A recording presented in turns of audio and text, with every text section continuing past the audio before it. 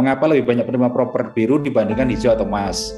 Bagaimana trik untuk mendapatkan proper hijau atau emas? Apakah baseline target sama untuk semua industri? Tadi sebenarnya sudah sebagian sudah dijelaskan oleh Pak Denny.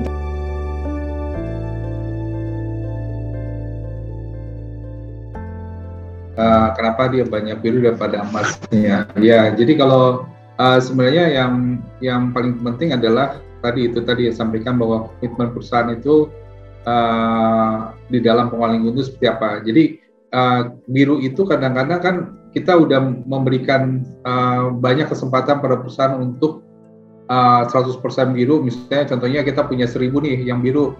Ternyata yang menyampaikan dokumen itu cuma setengahnya, cuma 50%-nya. Jadi memang tadi banyak biru yang sudah 100%, tetapi hanya 50% yang mengembalikan atau mengikuti kandidat hijau. Jadi balik lagi, tergantung komitmen dari perusahaannya. Dia mau apa? Apakah dia mau level beyond compliance atau levelnya biru saja?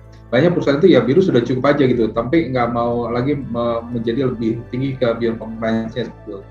Nah, untuk sebagai penilaian, mungkin tadi trik buat hijau sama hijau sebenarnya tergantung perusahaannya. Jadi kalau saya sih melihat kemampuan perusahaan itu pertama adalah ngecek kira-kira kita mampunya di mana. Biasanya banyak perusahaan yang sudah pengalaman mencuri angka tuh di sumber daya alam, di SDA-nya ya.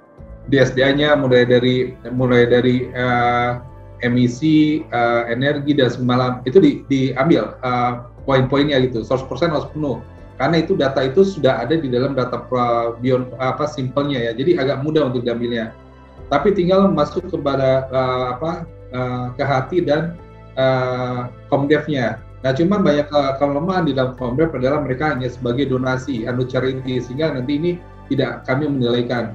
Nah, tinggal di situ kita bermain di dalam Komdev sama yang KHT itu tinggal bagaimana nih, kira-kira kalau kita punya KHT, kita mau yang mana mekanismenya, mau membangun di dalam KHT di flora fauna atau di ex situ-in-situnya. Nah, itu tinggal menilai kira-kira bagaimana strateginya.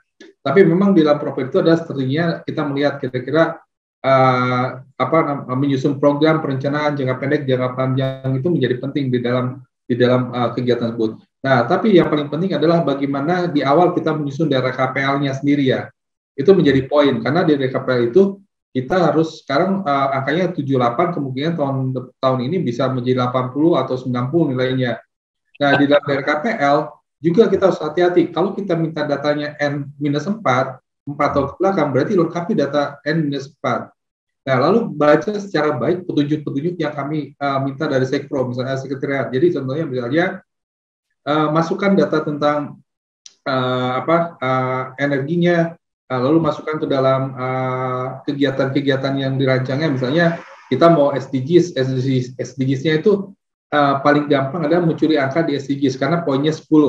Nah, di SDGs poinnya 10 tentunya tadi faktor bagaimana kita mengambil apa yang diinventory di dalam aspek emisi sampai ke faktor-faktor sumber daya itu dilengkapi semua tuh kira-kira.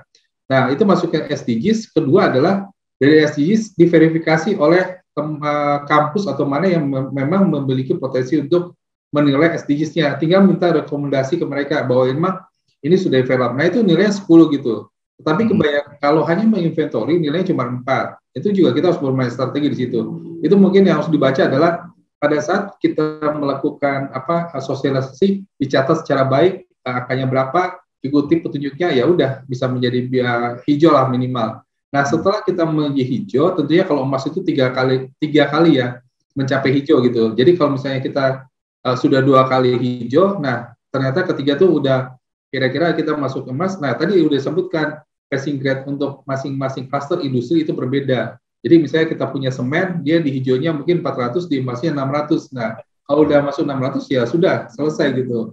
Nah, tinggal nanti kita memilih yang kedua buat CEO-nya bagaimana, itu nanti urusan yang lain. Tapi kalau kita menyangkut untuk emas dan hijau mungkin seperti itu saja.